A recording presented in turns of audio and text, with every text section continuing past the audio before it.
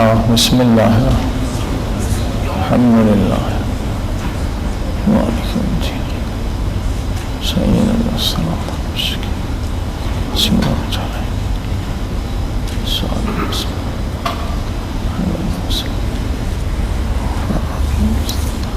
صلوات بھائی محمد وآل محمد. اللهم صل على محمد وآل محمد.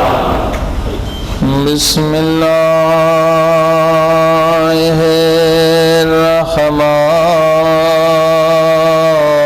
الرحمن الرحيم.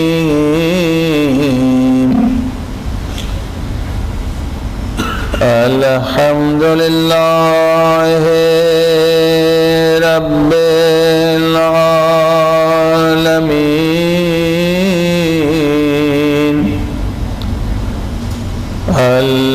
الحمد لله كما هو أهله.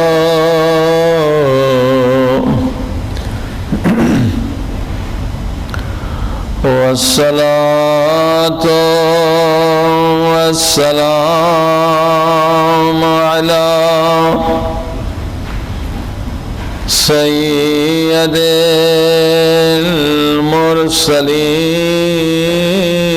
المرسلين وخاتم النبيين أبي القاسم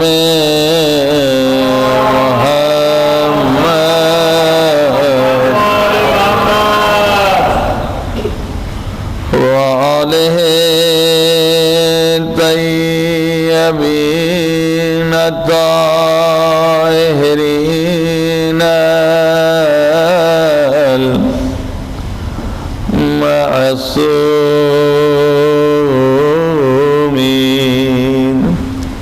زمانے کے امام کے ظہور کے لیے سب مل کے دعا کریں. الہی عظم البلاء وبرح الخفاء وانكشف الغطاء وانقطع الرجاء وضاقت الأرض ومنعت السماء وأنت المستعان وإليك المشتكى وعليك المؤول في شدة والرخاء. اللهم صل على محمد وآل محمد أولي الأمر الذين فرضت علينا طاعتهم وعرفتنا بذلك منزلتهم ففرج عنا بحقهم فرجا عاجلا قريبا كلمح البصر أو هو أقرب. سب مل کے یا محمد یا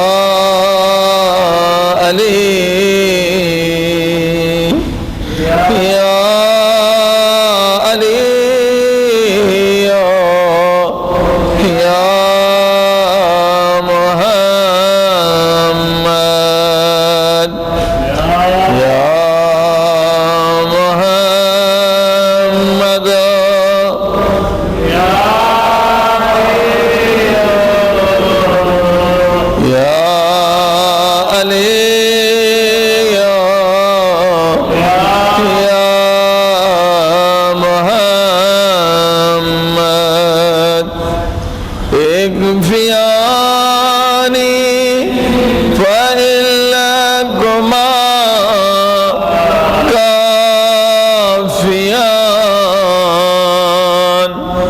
وانصرانی فإن لکما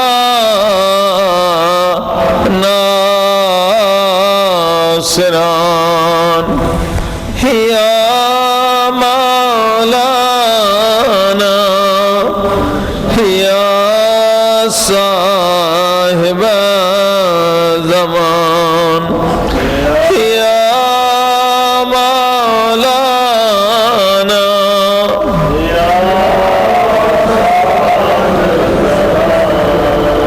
یا مولانا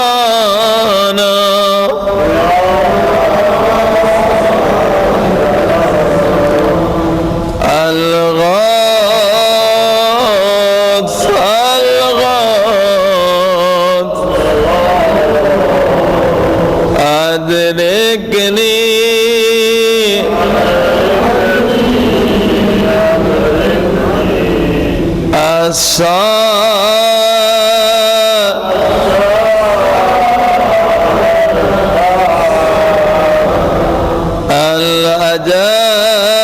الأجل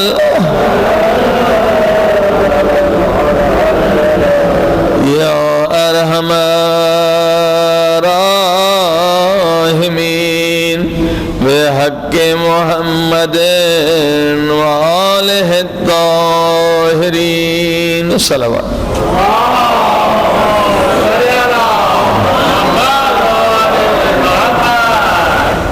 أما بعد وقد قال الله تبارك وتعالى في كتابه المجيد بسم الله الرحمن الرحيم أم حسبتم أن تدخلوا الجنة ولما يعلم الله الذين جاهدوا منكم ويعلم الصابرين صلوات.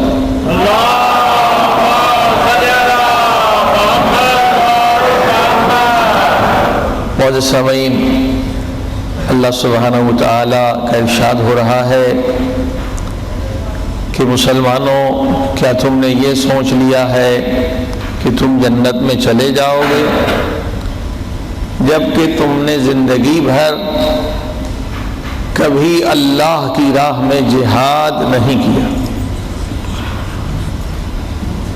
اور نہ ہی اللہ کی راہ میں تم نے مصائب پر صبر کیا، تو تم جنت میں کیسے جاؤ گے؟ یعنی صاف اعلان پروردگار ہے کہ بغیر جہاد اور صبر کے کوئی انسان جنت میں جا نہیں سکتا۔ اگر جنت میں جانا ہے تو جہاد بھی کرنا ہوگا اور ہمیں مصیبتوں پر صبر بھی کرنا ہوگا۔ صلوات پڑھی محمد۔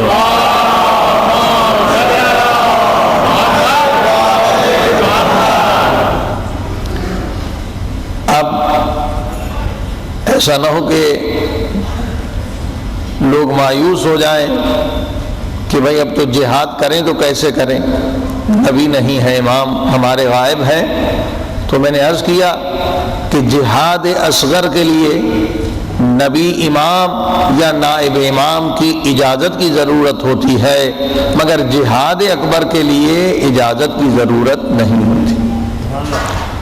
اور جہاد اکبر بھی ایسے ہی واجب ہے جیسے جہاد اصغر واجب ہے۔ جہاد اکبر کوئی انسان اگر نہیں کر رہا تو یہ نہ سمجھیں کہ کیونکہ ہم مسلمان پیدا ہوئے ہیں، تو مسلمان کے گھر میں آئے ہیں، مسلمان ماں باپ نے کلمہ پڑھوایا ہے تو خود بخود ایمان بھی ہمارے اندر آ جائے گا۔ نہیں، ایمان خود بخود نہیں آتا، ایمان کو حاصل کرنے کے لیے جہاد اکبر کرنا پڑتا۔ بہت سارے لوگ اس غلط فہمی میں ہیں مبتلا کہ ہم مومن ہیں بھئی کہاں سے ایمان لائے ہیں آپ کے مومن ہیں؟ کون سا جہاد کیا ہے کہ جس کے بدلے میں آپ کو ایمان مل گیا؟ کیا دلیل ہے کہ ہمارے اندر ایمان ہے؟ وہ لوگ جو پیغمبر اسلام صلی اللہ علیہ وآلہ وسلم کے زمانے میں تھے،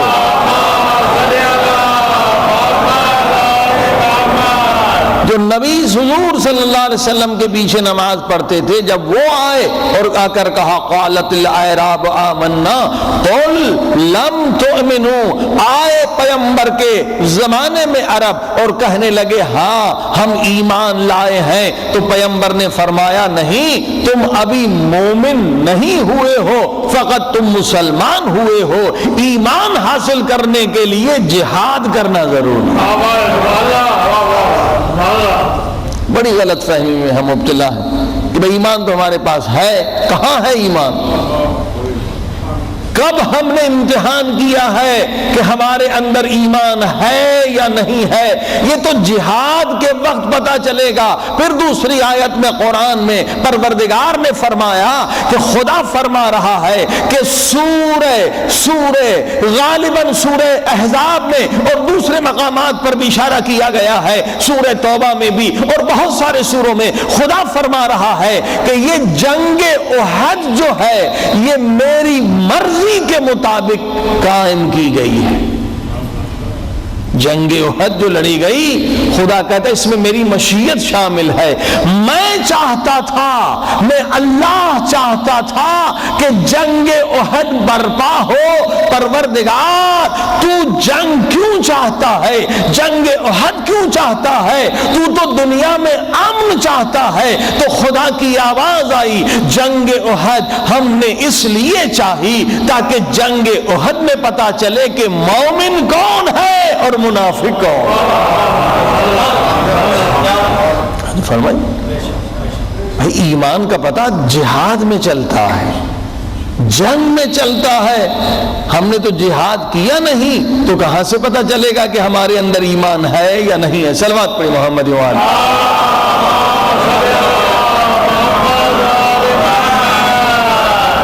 لہذا بغیر جہاد اکبر کے انسان کو ایمان بھی نہیں ملتا۔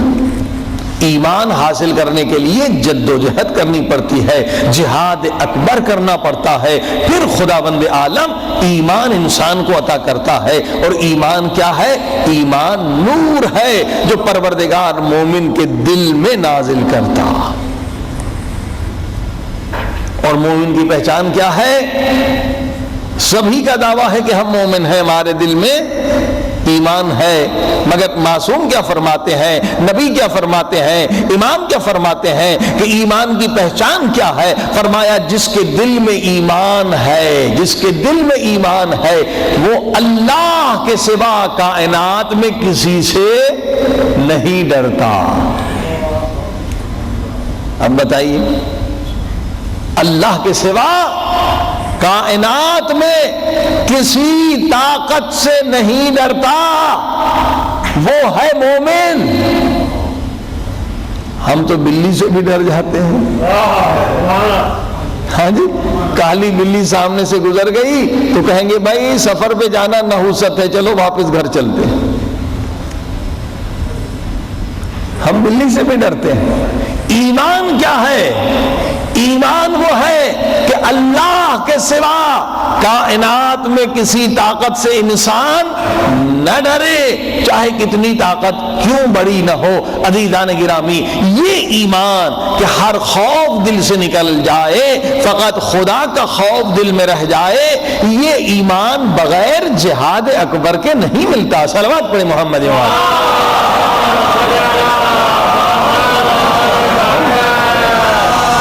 کیونکہ کائنات کی سب سے قیمتی چیز ایمان ہے، جسے فنا نہیں ہے وہ ایمان ہے، وہ سرمایہ جو قبر میں ہمارے ساتھ جائے گا وہ ایمان ہے، وہ سرمایہ جو جہنم کی آگ سے بچائے گا وہ ایمان ہے، وہ سرمایہ جو برزخ میں ہمارا ساتھی بنے گا وہ ایمان ہے، وہ طاقت جو ہمیں پل صراط سے پار کرا کے جنت تک پہنچائے گی وہ ایمان ہے۔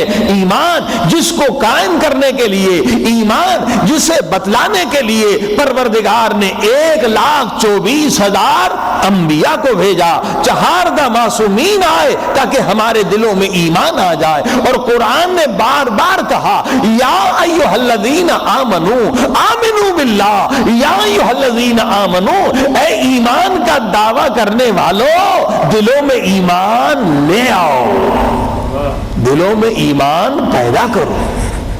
عزیزان گرامی، یہ ایمان بغیر جہاد کے نہیں ملتا۔ جہاد اکبر کریں گے تب خداوند عالم یہ سرمایہ ہمیں نصیب کرے گا۔ اور جس مولا علی کے ہم ماننے والے ہیں، سبحان اللہ، کیا کہنا مولا علی کے جہاد کا۔ مولا علی وہ مجاہد تھے کہ کبھی جہاد اصغر کو جہاد اکبر سے بدل دیتے تھے۔ فرمائی کہ مولا علی نے جہاد اصغر بھی کیا، جہاد اکبر بھی کیا، زندگی کا ہر لمحہ ان کا جہاد ہے۔ مگر خوبصورتی دیکھیے کہ جہاد اصغر کر رہے ہیں اور جہاد اصغر کرتے کرتے مولا علی نے جہاد کو بدل دیا جہاد اکبر میں۔ صلوات پہ محمد والا۔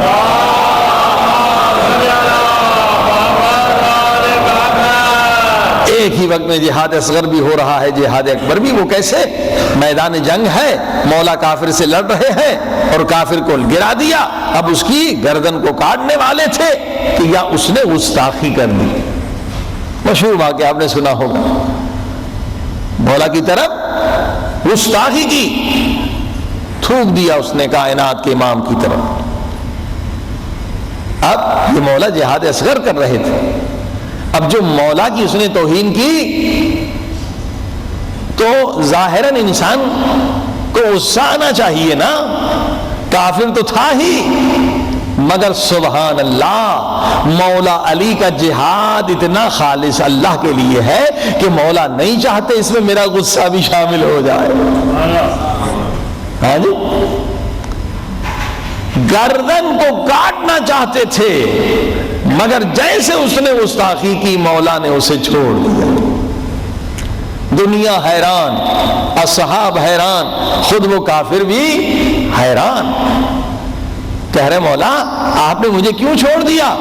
مولا علی نے فرمایا جب پہلے تجھے قتل کر رہا تھا تو تو خدا کا دشمن تھا، خدا کا دشمن تھا، لیکن اب تو نے میری توہین کی اور تو میرے ساتھ توہین کرنے کی وجہ سے میرا دشمن بھی بن گیا۔ اور علی کا اصول ہے کہ علی کبھی اپنے دشمن کو نہیں مارتے، جب بھی مارتے ہیں تو خدا کے دشمن کو مارتے۔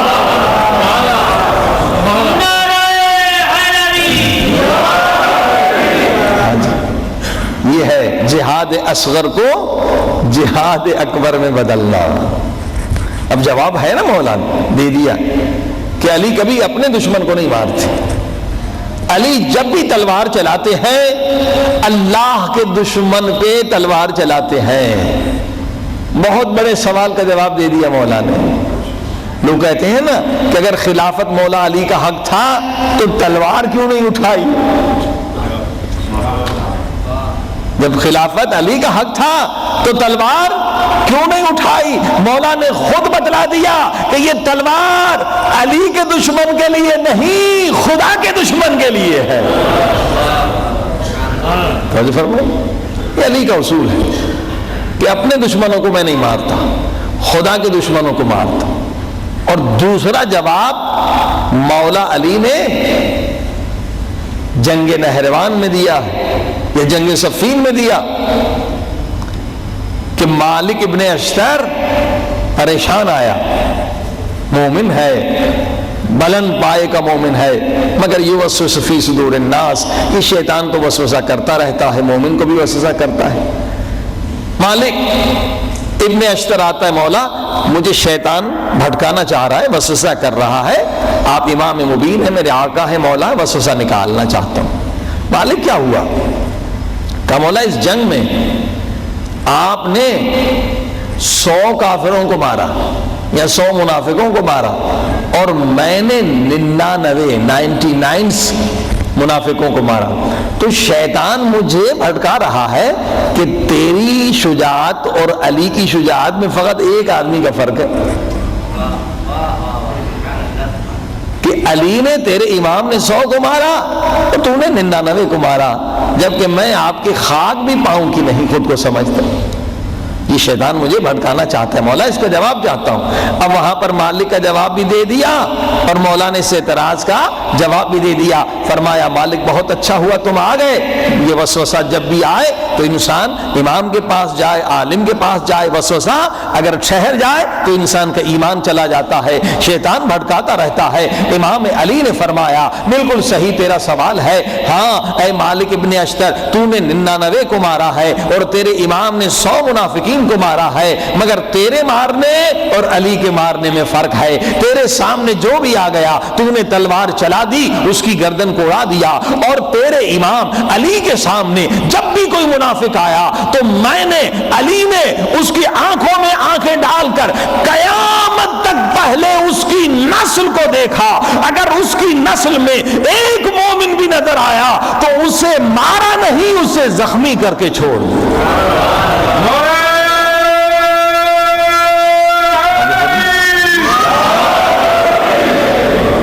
اسے علی نے مارا نہیں، قتل نہیں کیا، اسے زخمی کر کے چھوڑ دیا۔ اب یہ مولا کا دوسرا اصول ہے، ہاں جی، کہ جس کی نسل میں قیامت تک بھی کوئی مومن آنے والا ہے اس کی گردن پہ علی کی تلوار نہیں چلے گی۔ اب مسئلہ ختم ہو گیا کہ کسی نے اگر خلافت چھینی ہے تو چھینے، مگر اس کا بول بیٹا علی کا محب اور عاشق بنے گا۔ صلوات پڑھے محمد و آل محمد۔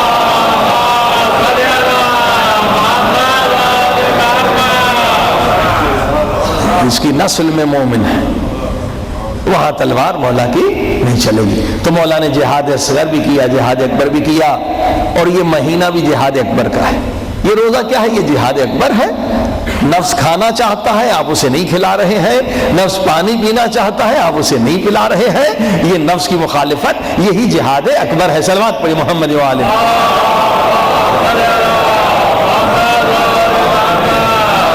عزیزان کے یہ نفس بہت خطرناک ہے، بہت سرکش ہے۔ اگر کسی کو تاریخ میں آپ دیکھتے ہیں یہ شمر ہے، یہ یزید ہے، کیا پیدائشی شمر تھا؟ نہیں، یہ کسی کو شمر بنانے والی طاقت کا نام نفس امارہ ہے۔ خود شیطان کیسے بنا؟ اس کو تو کوئی بھٹکانے والا نہیں تھا، شیطان کو شیطان بنانے والا بھی یہ نفس امارہ ہے، جو آپ کے پاس بھی ہے، میرے پاس بھی، ہر ایک کے پاس ہے۔ صلوات پڑھی محمد و آل۔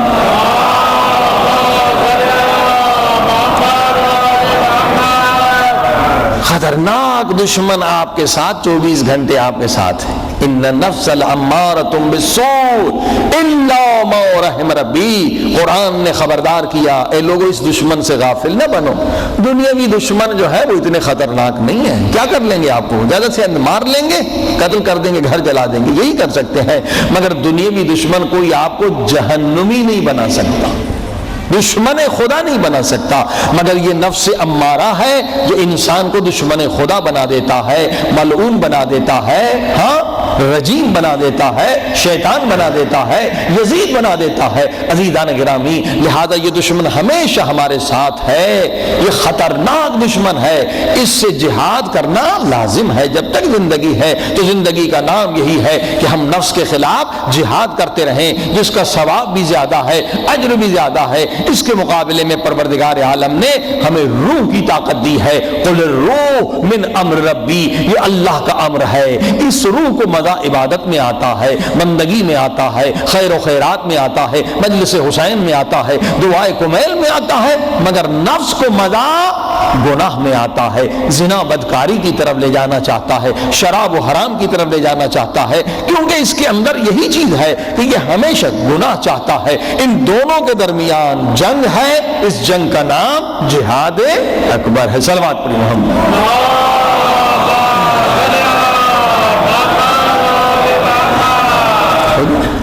ابھی تک ہم 2 ہتھیار بتا چکے ہیں نفس کو شکست دینے کے لیے، ایک صبر، روزہ بھی صبر ہے، اور دوسرا کیا؟ نماز، اور تیسرے کی طرف ہم نے اشارہ کیا تھا، تیسرا ہتھیار بہت ہی خطرناک اور بہت مضبوط ہتھیار ہے دونوں دشمنوں کو ختم کرنے کے لیے، کمزور کرنے، ختم تو نہیں ہونے والے، یہ کمزور ہو جاتے ہیں، نفس امارہ بھی اور شیطان، وہ ہے مولا علی کی وصیت۔ تو مولا علی نے ہتھیار بتلایا کہ زیادہ سے زیادہ موت کو یاد کیا کریں، یہ بہترین ہتھیار ہے، ورنہ نفس کو اگر تم نے ایسے چھوڑ دیا، غفلت میں رہے، تو یہ انسان کو ملون بنا دیتا ہے، شمر بنا دیتا ہے۔ زیادہ سے زیادہ موت کو یاد کریں۔ بھئی موت کو یاد کرنے میں قباحت کیا ہے؟ آخر یہ سفر ہم نے کرنا ہی کرنا ہے، اور یہ سفر تنہا کرنا ہے۔ اگر آپ کویت یہاں پر آنا چاہتے تھے تو آپ نے ساری انفارمیشن لے لی نا، تاکہ ایئرپورٹ پر کوئی مشکل نہ ہو، ویزا لینے میں کوئی مشکل نہ ہو، وہاں کون ہوگا، مجھے کس ہوٹل پہ جانا ہوگا، کس کمپنی میں کام کرنا ہوگا، کون میرا دوست ہے، اس کا نمبر وغیرہ وغیرہ۔ مگر یہ تو پھر بھی زندہ ہے، ہزاروں لوگ مل جائیں گے مدد کرنے کے لیے۔ وہ سفر جو تنہا ہمیں کرنا ہے، اور یقیناً کرنا ہے، 1% اس میں شک نہیں ہے کہ قبر سے لے کر قیامت تک کا سفر ہمیں اکیلے کرنا ہے۔ اور کتنا پیریڈ رہنا ہے؟ امام فرماتے ہیں بعض لوگوں کے لیے قبر کا پیریڈ، یعنی قبر کا ٹائم جو ہے 10 لاکھ سال ہو جاتا ہے، 10 لاکھ سال کا سفر، اور تیاری ایک دن کی بھی نہیں۔ ہاں جی، ایک دن کا بھی رزق ہمارے پاس نہیں ہے، جبکہ 10 لاکھ سال ہمیں تنہا سفر کرنا ہے۔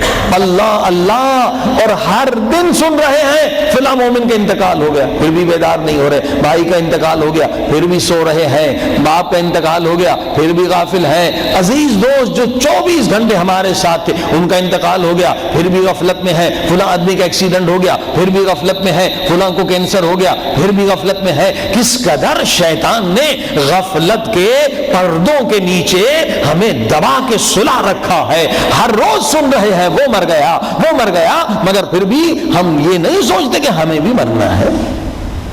اور کیا تیاری ہے؟ تیاری بالکل زیرو ہے، کوئی تیاری نہیں۔ اللہ اکبر، جتنا سفر لمبا ہے اس کے مطابق ہم نے تیاری نہیں کی۔ مولا علی بھی افسوس کرتے ہیں، مولا علی فرماتے ہیں اے انسان، موت وہ یقین ہے جس میں کافر بھی شک نہیں کر سکتا۔ کافر ہے موت میں شک نہیں کر سکتا، مشرک ہے ہر چیز میں شک کرے مگر موت میں شک نہیں کر سکتا کہ مجھے نہیں مرنا ہے۔ مولا علی فرماتے ہیں موت ایک ایسا یقین ہے جس میں کافر بھی شک نہیں کر سکتا، مگر اے لوگو جب میں علی تمہارے اعمال کو دیکھتا ہوں تو تمہارے اعمال سے تو پتہ نہیں چلتا کہ تمہیں مرنا بھی ہے۔ کہاں چلتا ہے پتہ کہ ہمیں مرنا بھی ہے؟ سارا بندوبست دنیا کو آباد کرنے کا، ہاں جی، یہاں کمانے بھی آئے ہیں تو صرف دنیا ہی کو آباد کرنے کے لیے ہم فکر مند ہیں، آخرت کی کوئی فکر نہیں ہے۔ ہاں بھائی، گھر میں ٹی وی لے جاؤ، VCR لے جاؤ، یہ فریج لے جاؤ، AC لے جاؤ، یہ ساری کہاں کی تیاری ہے؟ قبر کی تیاری ہے، یہ دنیا کی تیاری۔ صبح سے شام تک غم ہمیں دنیا کو آباد کرنے کا ہے، آخرت کو آباد کرنے کا غم ہی نہیں ہے، جبکہ دنیا کو آباد کرنے میں بہت بڑی ہے۔ وطن چھوڑ کے آپ یہاں آئے ہیں، ماں باپ سے دور، کچھ بچوں سے دور، کس قدر زحمتیں اٹھا رہے ہیں، مگر آخرت کو آباد کرنے کے لیے کوئی زحمت ہی نہیں ہے۔ ایک ہاتھ میں تسبیح لے لیں، ایک چھوٹا قرآن لے لیں، قرآن پڑھتے رہیں، اللہ کا ذکر کرتے رہیں، آخرت آباد ہو جائے گی۔ سبحان اللہ والحمدللہ ولا الہ الا اللہ واللہ اکبر، فقط ایک جملہ کہیں جنت میں 4 درخت لگ جائیں گے۔ دنیا کو آباد کرنا مشکل ہے، اس میں زحمتیں ہیں، پھر بھی انسان ان زحمتوں کو برداشت کرتا ہے. آخرت کو آباد کرنے میں کیا ہے؟ کچھ بھی نہیں ہے. سجدے میں سر رکھ دے, اپنے گناہوں پہ گریہ کرتے رہیں, گناہ مٹتے چلے جائیں گے. جتنے گناہ کیے ہیں اتنی نیکیاں ملتی چلی جائیں گی اور جنت میں باغات لگتے چلے جائیں گے. بھائی دنیا کو بنانا مشکل ہے, آخرت کو بنانے میں کوئی مشکل ہی نہیں ہے. صرف غفلت ہے, صرف غفلت ہے. اللہ اکبر. اچھی مثال دی اس عالم ربانی نے کہ دنیا کی مثال یہ ہے کہ انسان جو ہے ایک کنویں میں لٹک رہا ہے, ایک رسی میں انسان کنویں میں لٹک رہا اور نیچے بہت بڑا اژدہا سانپ منہ کھول کے بیٹھا ہوا ہے کہ اب یہ آئے میرے منہ میں, اور اوپر کیا 2 چوہے رسی کو کاٹ رہے ہیں. یہ 2 چوہے کیا دن اور رات ہے, وہ رسی کو کاٹ رہے ہیں, یعنی آپ کی عمر کو کاٹ رہے ہیں. ہر جو رات گزر رہی ہے ہماری عمر کٹ رہی ہے, ہر جو دن گزر رہا ہے عمر کم ہو رہی ہے, جو مہینے گزر رہے ہیں اتنے اور ہم قبر کے نزدیک جا رہے ہیں. اب یہ 2 چوہے کاٹ رہے ہیں اور نیچے اژدہا ہے, وہ منہ کھولے بیٹھا ہوا ہے, اور سامنے یہ بیچارہ انسان کیا دیکھتا ہے؟ شہد دیکھتا ہے, شہد کا چھتا دیکھتا ہے. اب اسے ذہن میں آتا ہے شہد کھانی ہے. اب شہد نکالنے کے لیے وہ کیا کرتا ہے؟ ان کو مکھیوں کو ہٹاتا ہے. مکھیاں ایسے کاٹتی ہیں اور لٹکا ہوا ہے, مگر پھر بھی اسے فکر نہیں کہ رسی کٹ رہی ہے, اژدہا نیچے انتظار میں ہے. عزیزان گرامی, اب علماء مثال دیتے ہیں یہ شہد کیا ہے؟ یہ دنیا ہے, مال دنیا ہے. وہ اژدہا کیا ہے؟ وہ موت ہے. اور چوہے کیا ہے؟ یہ دن رات ہے. یہ رسی کیا ہے؟ یہ زندگی ہے. یعنی دنیا کو آباد کرنا تو بہت مشکل ہے, زحمتیں اٹھانی ہوتی ہیں, محنتیں کرنی پڑتی ہیں. ہم وہ محنت تو کر رہے ہیں, کتنی زندگی؟ 60 70 80 سال, اس سے زیادہ تو زندگی کا مزہ بھی ختم ہو جاتا ہے. زندگی اپنے لیے بھی عذاب, دوسروں کے لیے بھی عذاب. یہ 60 70 80 سال کی زندگی کے لیے اتنی زحمتیں, اور وہ زندگی کتنی بڑی ہے؟ 100 سال نہیں, 1000 سال نہیں, 1 لاکھ سال نہیں, 10 لاکھ سال. ارے 10 لاکھ کیا, 10 کروڑ سال, اس سے بھی بڑی. وہاں تو موت آنی ہی نہیں ہے, ابدی زندگی ہے. یہ ہے انسان کی غفلت. ہاں کہ 60 70 80 سال کی زندگی کے لیے اس قدر زحمتیں, اور وہ زندگی جو ابدی زندگی ہے جہاں موت ہے ہی نہیں, زندگی ہی زندگی ہے. نہ 1 لاکھ سال, نہ 1 کروڑ سال, نہ 1 ارب سال, نہ 1 خرب سال, اس زندگی کی بالکل کوئی تیاری نہیں ہے. تو اس غفلت کو نکالنے کے لیے آپ نے دیکھا کہ پروردگار نے یہ روزوں کو ہم پر واجب کیا ہے. یہ کھانا پینا بند, یعنی کیا؟ یہ جسمانی لذتیں ذرا روک لو تاکہ متوجہ ہو جاؤ اخروی لذتوں کی طرف. یہ روزے کا مقصد بتا رہا ہوں. یہ کھانے پینے بند کرنے سے کوئی خدا کو فائدہ نہیں ہے, ہمیں فائدہ ہے. کچھ مت کھاؤ, کچھ مت پیو, ایک تو نفس پہ کنٹرول ہوگا, اور دوسرا کیا کہ بھئی لذتیں صرف یہی نہیں ہے. انسان سمجھ رہا ہے لذتیں بس یہی ہیں, کھاؤ پیو اور سو جاؤ. نہیں, یہ لذتیں جو دنیا میں ہم حاصل کرتے ہیں, آنکھ سے اچھی چیز نظر آتی ہے, اچھی لگتی ہے, اچھا منظر, اچھی سینری, یہ آنکھ سے. زبان سے جو چیز چکھتے ہیں وہ اچھی لگتی ہے, یہ میٹھا ہے, یہ کھٹا ہے, یہ مزیدار کھانا ہے, یہ زبان حواس خمسہ ہے نا. ہاتھ کو کوئی ملائم چیز ہے وہ اچھی لگتی ہے, یہ کپڑا بہت اچھا ہے, مخمل کا ہے, فلاں کا فلاں کا. اب آپ دیکھ رہے ہیں آواز اچھی ہو, سنتے ہیں اس میں مزہ آتا ہے, اچھی آواز ہے. یہ حواس خمسہ کے ذریعے سے ہم لذتیں حاصل کر رہے ہیں, ٹھیک ہے نا. سونگنا, خوشبو کو سونگا, بہت اچھی خوشبو ہے. آنکھوں سے اچھی سینری کو دیکھا, مزہ آیا. اچھا کھانا کھایا, مزہ آیا. اچھا کپڑا پہنا, مزہ آیا. حواس خمسہ کے ذریعے سے ہم لذتیں حاصل کر. حواس خمسہ یہی ہے نا, چھونا, دیکھنا, سونگنا, سننا, یہ حواس خمسہ. چکھنا, حواس خمسہ کے ذریعے سے اس دنیا میں ہم لذتیں حاصل کر رہے ہیں. خدا کیوں ہم پہ واجب کر رہا ہے روزوں کو؟ خدا یہ سکھا رہا ہے, اے میرے بندو, جب تمہیں موت آ جائے گی تو یہ تو حواس خمسہ ختم ہو جائیں گے. جب حواس خمسہ ختم ہو گئے تو ان کے ذریعے سے جو لذتیں ملتی ہیں وہ بھی ختم. فرمائی, یہ غفلت میں ہم بیٹھے ہوئے کہ تمہاری پوری طاقت ہے کہ اچھے کھانے مل جائے, اچھا پہننے کو مل جائے، اچھا رہنے کو مل جائے، اچھا چھونے کو مل جائے، اچھا دیکھنے کو مل جائے۔ بھائی جب تمہیں موت آئے گی تو حواس خمسہ ختم، چکھنے کی لذت ختم، سونگھنے کی لذت ختم، دیکھنے کی لذت ختم، چھونے کی لذت ختم، یہ حواس خمسہ ختم ہو جائیں گے۔ خدا یہ فرما رہا ہے وہ لذتیں جو حواس خمسہ کے ذریعے سے حاصل کر رہے ہو وہ فانی ہے، وہ ختم ہونے والی ہے، مگر وہ لذت جو عقل اور روح کے ذریعے سے حاصل کرو گے،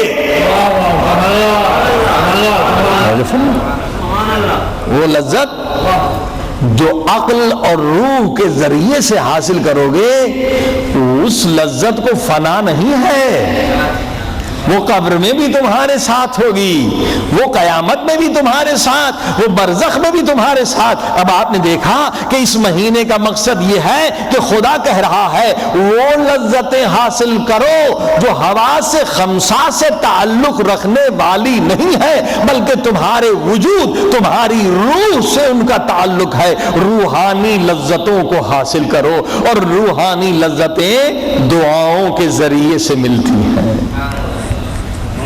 یہ سب سے زیادہ دعائیں اس مہینے کے لیے، ہاں دعا کی لذت جو ہے اس کا تعلق آپ کی روح سے ہے۔ یہ نہیں کہ دعا جو ہے اسے ہم چکھیں گے، نہیں، دعا کی لذت کا تعلق آپ کی روح سے ہے۔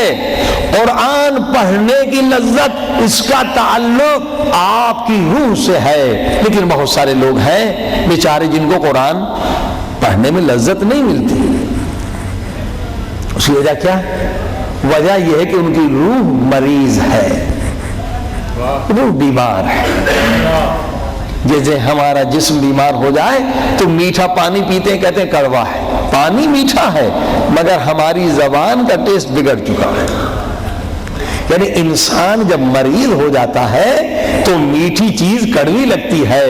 کائنات میں جتنی لذت خدا نے دعا میں رکھی ہے کسی چیز میں نہیں رکھی، لیکن کیونکہ گناہوں کی کثرت کی وجہ سے روح مریض ہو چکا ہے تو جو مریض روحیں ہیں انہیں دعا میں لذت نہیں ملے گی، انہیں قرآن کی تلاوت میں لذت نہیں ملے گی۔ تو ان کے لیے بھی خدا نے یہ مہینہ خلق کیا تاکہ روزے رکھیں، شبہائے قدر میں توبہ کریں تاکہ ان کے گناہ بخش دیے جائیں اور انہیں روحانی لذتیں مل جائیں۔ صلوات پڑھیں محمد وعلی۔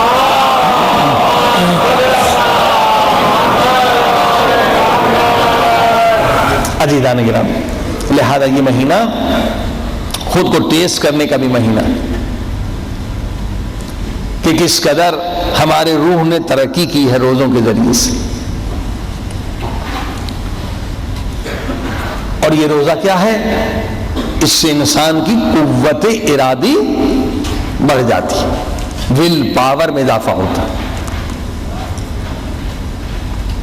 مگر حدیث ہے کہ بہت سارے لوگ افطار کے وقت روزے کے اصل فائدے کو ضائع کر دیتے۔ پہلے 3 وقت کا کھانا کھاتے تھے نا، اب 2 وقت کا ہو گیا تو وزن میں کچھ تو کمی ہونی چاہیے، مگر اکثر لوگوں کا رمضان میں وزن بڑھ جاتا ہے، الٹا ہو جاتا ہے۔ وہ روزے کے مقصد کو فنا کر دیتے ہیں۔ خیر وہ روزہ تو ہو گیا، واجب پیدا ہو گیا، مگر جو اصل اس کی روح ہے وہ ختم ہو جاتی ہے۔ اور حدیث میں بھی ہے کہ بعض لوگ افطار کے وقت بے صبری کا مظاہرہ کرتے ہیں۔ ہاں جی، اصل تو یہاں پر صبر دکھانا ہے افطار کے وقت، کہ روزے کا نام صبر بھی ہے کہ آپ 18 گھنٹے 12 گھنٹے 14 گھنٹے بھوکے پیاسے رہے، لیکن اب اصل صبر کا وقت یہ ہے کہ فل پیٹ بھر کے نہ کھائیں، تھوڑی سی جگہ چھوڑ دے، اس سے پتہ چلے گا کہ آپ کا ارادہ 18 روزہ رکھنے کے بعد مضبوط ہوا یا ویسے کا ویسا رہا۔ یہ ارادہ مضبوط کرنا ہے، ول پاور کو بڑھانا ہے کہ کتنا کنٹرول ہے ہمیں اپنے پیٹ پر۔ اور میں نے عرض کیا کہ پیٹ پر اگر کنٹرول ہو گیا تو تمام اعضاء پہ کنٹرول کرنا آسان ہے، اور جہاں پیٹ پر کنٹرول نہ ہو سکا تو پھر بھول جائیے کہ انسان نفس امارہ پہ کنٹرول کر لے گا۔ صلوات پڑھی محمد وعلی۔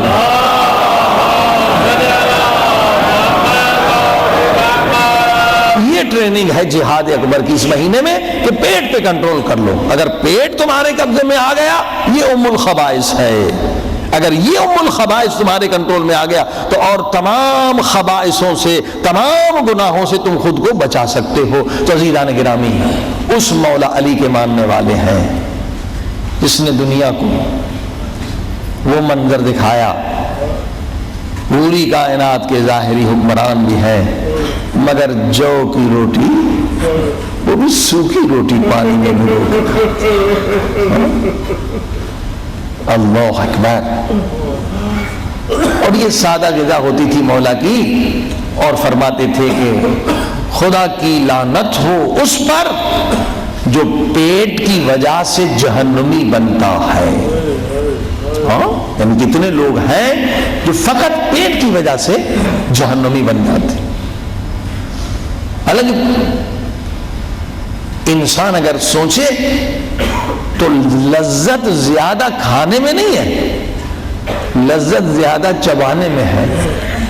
یعنی لقمہ جتنی دیر منہ میں رہے گا تو لذت ہے, اگر پھینک دیا ہم نے پیٹ میں تو اب تو کوئی لذت ہے ہی نہیں. عقل مند لوگ ایک لقمے سے 4 لقموں کا مزہ لیتے ہیں. سمجھ فرمائے. اور جو عقل مند نہیں ہوتے وہ تو پھینکتے جاتے ہیں, پیٹ میں پھینکتے جاتے ہیں, لذت حاصل نہیں کرتے. وہ کھانے کے بعد پھر پیٹ میں درد ہے, پھر کارمینہ کھانی پڑتی ہے. صلوات پڑھے محمد والے.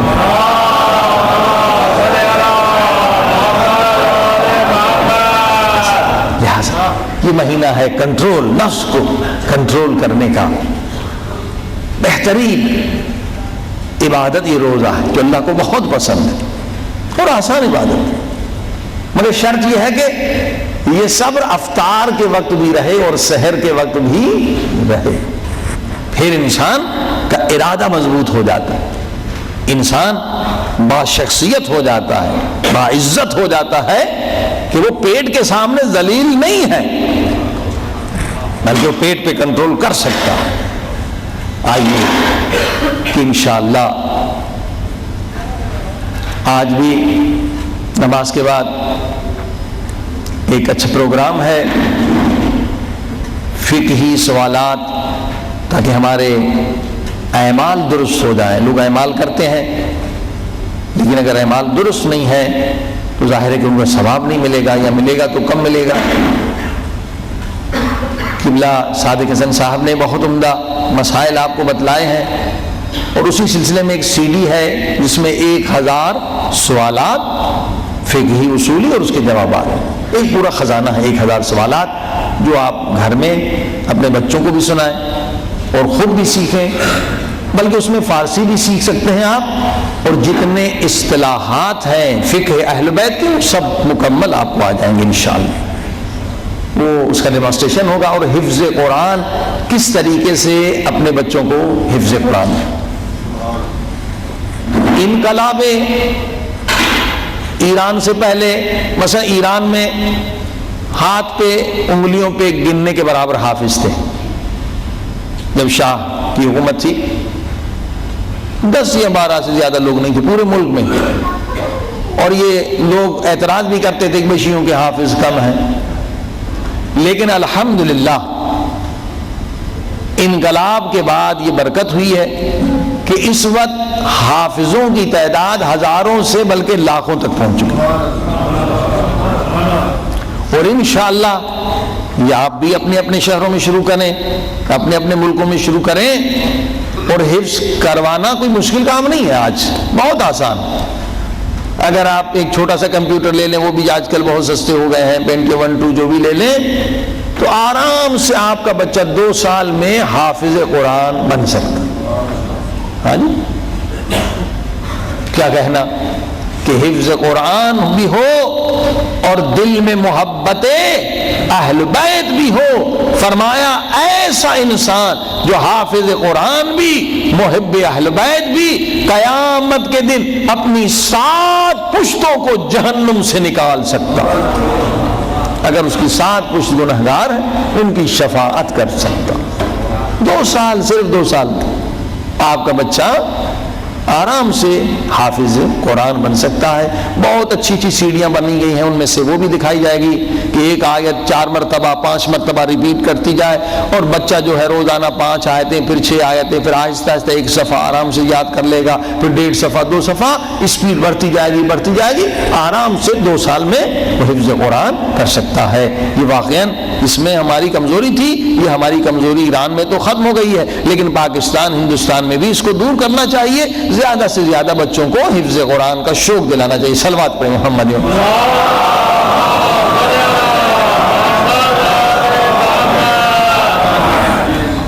تو انشاءاللہ پرسوں پوری رات کے اعمال ہوں گے انشاءاللہ۔ آج یہی پروگرام ہے جو پروجیکٹر پہ آپ کو دکھایا جائے گا۔ صلوات پر محمد۔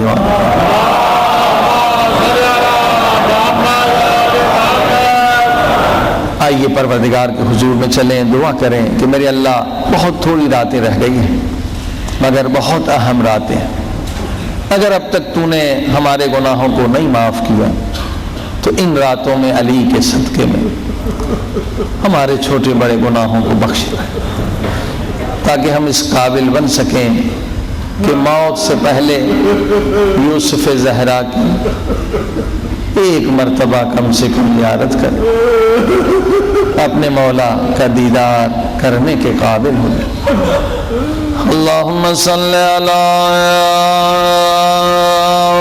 محمد وآل محمد وعجل فرجهم، مل کے صلوات۔ اللہم صلی علی محمد وآل محمد وعجل فرجهم، اللہم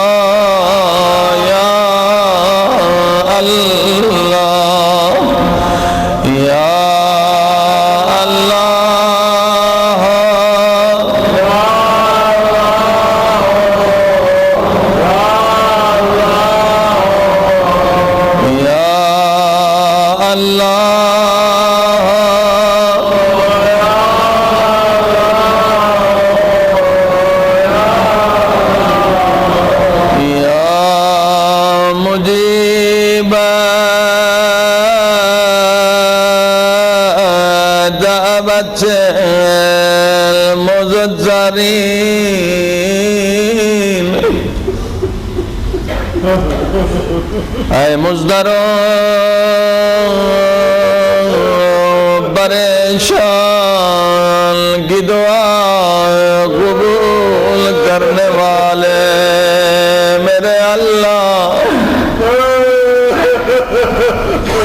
عزادار مولا علی کے سارے بچے پریشان ہیں،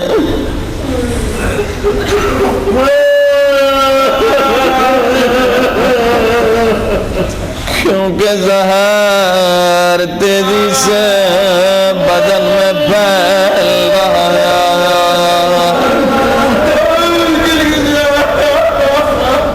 جو مولا کی پیشانی پہ پٹی باندھی گئی تھی وہ زرد رنگ کی تھی، مگر ایک دن گزرنے کے بعد دیکھا گیا جو پٹی کا رنگ ہے وہی مولا کے چہرے۔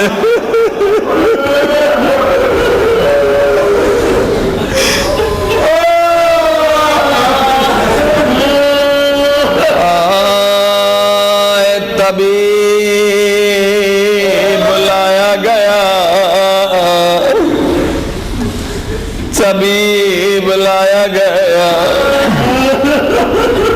طبیب نے کہا ایک بکرے کو ذبح کرو، اس کے پھیپھڑے سے مجھے ایک نس نکالنی ہے، وہ نس نکال کے مولا کے زخم پہ رکھی، تھوڑی دیر کے بعد وہ باہر نکالی۔ سب پوچھ رہے طبیب سے بابا کا حال بتاؤ، مگر طبیب خاموش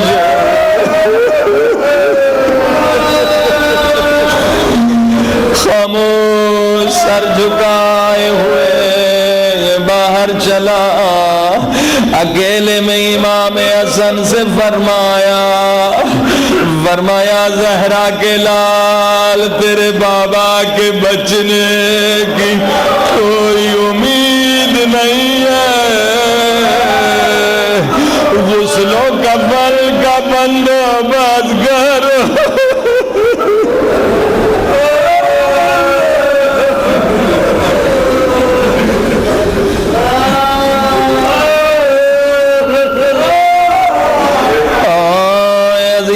دوسرا دن پورے کوفے والوں کو خبر ہو گئی مولا علی زخمی ہے۔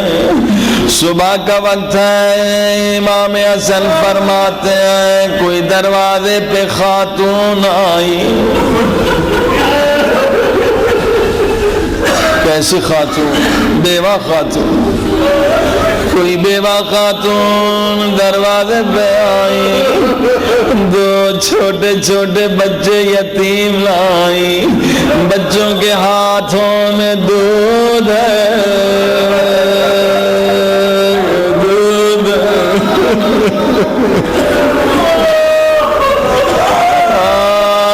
یتیم پرور علی،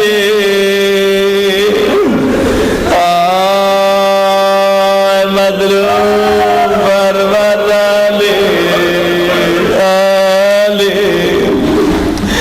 مولا علی رات کو پیٹھ پہ بوریاں اٹھاتے تھے اور بیواؤں کے گھروں میں پہنچاتے تھے، یتیموں کے گھروں میں کھانا دیتے تھے۔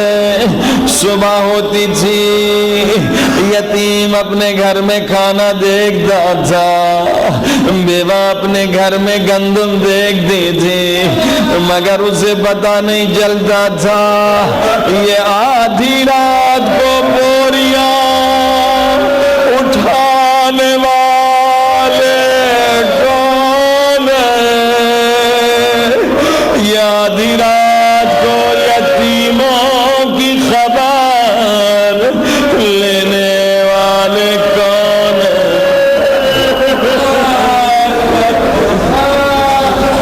کب پتہ چلا جب مولا علی کے سر پہ ضربت لگی، یتیم کے گھروں میں کھانا نہیں آیا، بیوہ کے گھروں میں سامان نہیں آیا، اور جب 21 کو مولا کا جنازہ نکلا، آج یتیموں کو پتہ چلا ہمارے بابا علی مارے گئے، آج ہم حقیقی یتیم ہوئے۔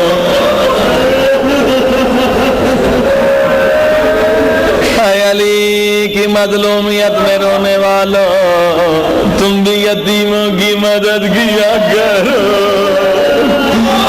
تاکہ علی کی سیرت پہ عمل ہو۔ آج کتنے شہداء کے بچے یتیم ہیں، کتنے مومنین یتیم ہیں۔ امام حسن فرماتے ہیں میں باہر نکلا، ایک بیوہ کھڑی ہے، دو یتیم بچے کھڑے ہیں، دونوں کے ہاتھ میں دودھ ہے۔ میں نے پوچھا کیا چاہتے ہو؟ بیوہ نے فرمایا مولا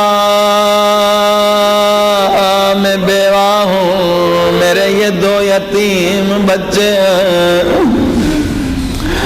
مولا میرے پاس ایک اونٹنی ہے، اس کا دودھ میں بیچتی ہوں اور بچوں کا گزارا کرتی ہوں۔ آج جب میں دودھ بیچنے کے لیے جانے لگی، میرے دونوں بچے روتے ہوئے میرے قدموں میں گرے، رو کے کہنے لگے اماں آج دودھ نہ بیچو۔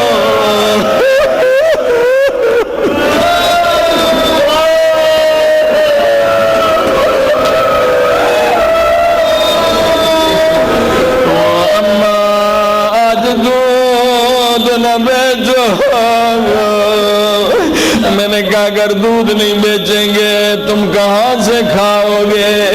بچوں نے رو کر کہا ہم بھوکے رہیں گے، شکایت نہیں کریں گے، مگر اماں اللہ کے واسطے آج دودھ نہ بیچو۔ میں نے کہا اگر دودھ نہیں بیچیں اس دودھ کا کیا کریں؟ تو بچوں نے رو کر کہا طبیب نے کہا دودھ مولا علی کے لیے بہت ضروری ہے۔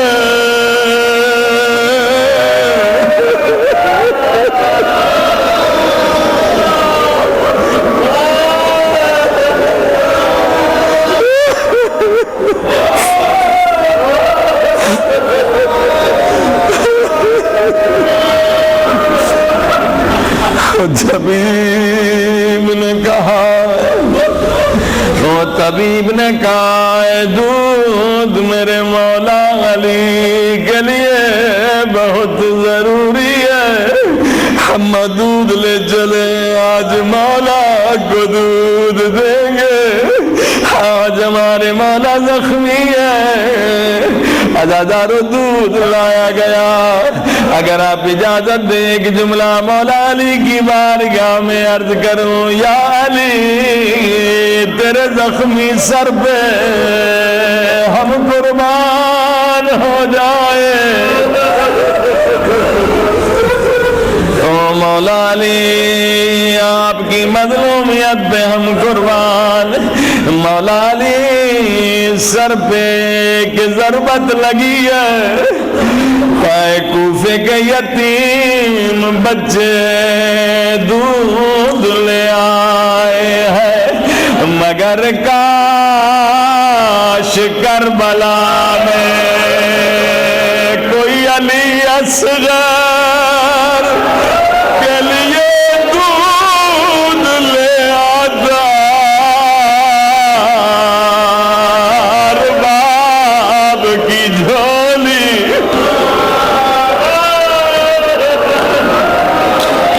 ارباب کی جھولی اجڑنے سے بچ جاتی۔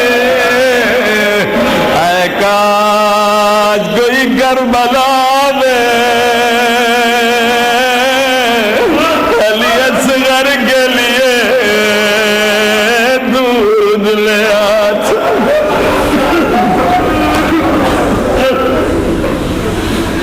عزاداروں مگر دودھ نہیں آیا۔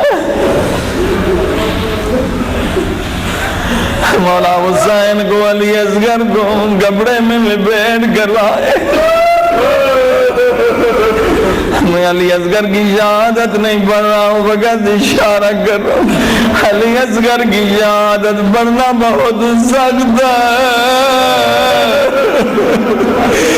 صرف ماؤں کے لیے نہیں، صرف مومنوں کے لیے نہیں، بلکہ غیروں کے لیے بھی علی اصغر کے مصائب بہت سخت ہے۔ ایک ہندوستان کے ہمارے عالم دین فرما رہے تھے، میں ٹرین میں بیٹھا ہوا تھا، میں ٹرین میں جا رہا تھا، مجلس پڑھنے، محرم کا مہینہ تھا، سامنے ایک سکھ بیٹھا ہوا تھا، مجھ سے پوچھنے لگا مولوی صاحب بتائیے کربلا میں کیا ہوا؟ میں نے علی اکبر کی شہادت اسے سنائی، وہ سن کے ساروں قطار رونے لگا۔ میں نے قاسم کی اسے شہادت سنائی، وہ رو رہا آتا سن رہا تھا، میں نے حسین و محمد کی شہادت سنی، ہندو تھا، سکھ تھا، رو رہا تھا، مگر جب میں نے علی اصغر کی شہادت سنانا شروع کی، ایک مرتبہ سکھ روتا روتا کھڑا ہو گیا، کہنے لگا بس کرے، مجھ سے برداشت نہیں ہوتا۔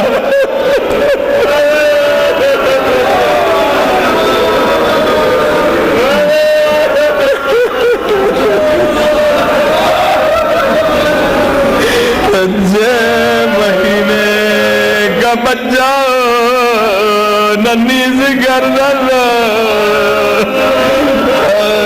میرے اللہ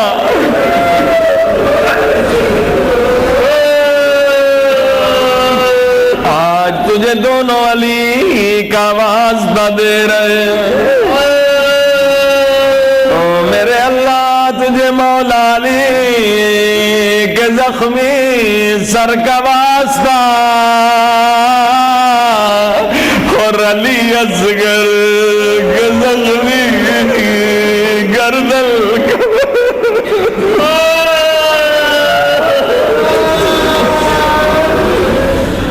میرے اللہ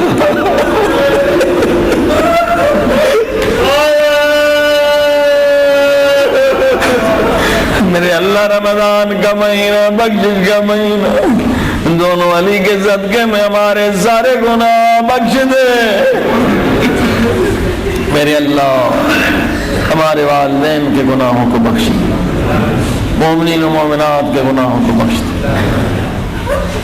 جنہوں نے ہم پر احسانات کیے ان کے گناہوں کو بخش دے، جن کا حق ہماری گردن پر ان کے گناہوں کو، جس مومن نے آج افطاری دی جناب مرزا محسن، ان کے مرحومین، ان کی اہلیہ کے مرحومین کی مغفرت فرما، جتنے مومنین مجلس میں آئے ہیں، خصوصاً جو خدمت گزار ہیں، افطاری میں زحمتیں کر رہے ہیں، ان کے مرحومین کی مغفرت فرما، ان کے والدین کی مغفرت فرما، میرے اللہ موت نہ دینا جب تک سارے گناہوں سے ہم مکمل توبہ نہ کر لیں، میرے اللہ موت نہ دینا جب تک جو نمازیں قضا ہیں، روزہ، حج، زکوٰۃ، خمس قضا ہے وہ ادا نہ کر دے، میرے اللہ موت نہ دینا جب سے تک کہ تو ہم سے راضی نہ ہو جائے، میرے اللہ ہم سب کو اپنی محبت کا نور دے، اہل بیت کی محبت کا نور دے، یہ مہینہ روحانی لذتوں کو حاصل کرنے کا مہینہ،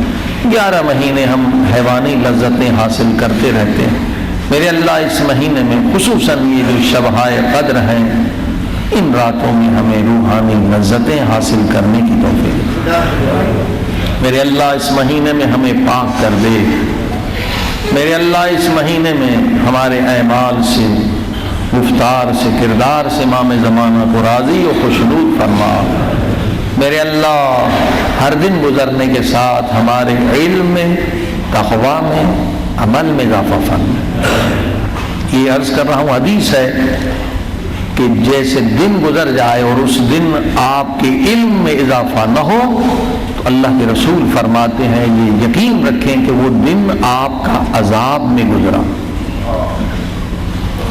آپ نے ایک حدیث نہیں سنی، ایک آیت نہیں سنی، کوئی مولا کا فرمان نہیں سنا، تو انشاءاللہ یہ جو سی ڈی دی جا رہی ہے آپ کو، اس میں 1000 سوالات کے جوابات ہیں، فقہ اہل بیت، اس میں آپ کا علم میں اضافہ ہوگا، بچوں کو سکھائیے، خود سکھائیں، یہ عذاب کی قسم ہے جو نظر نہیں آنے والا عذاب ہے کہ جس دن میں آپ کے علم میں اضافہ نہ ہو وہ دن آپ کا عذاب میں شامل ہے۔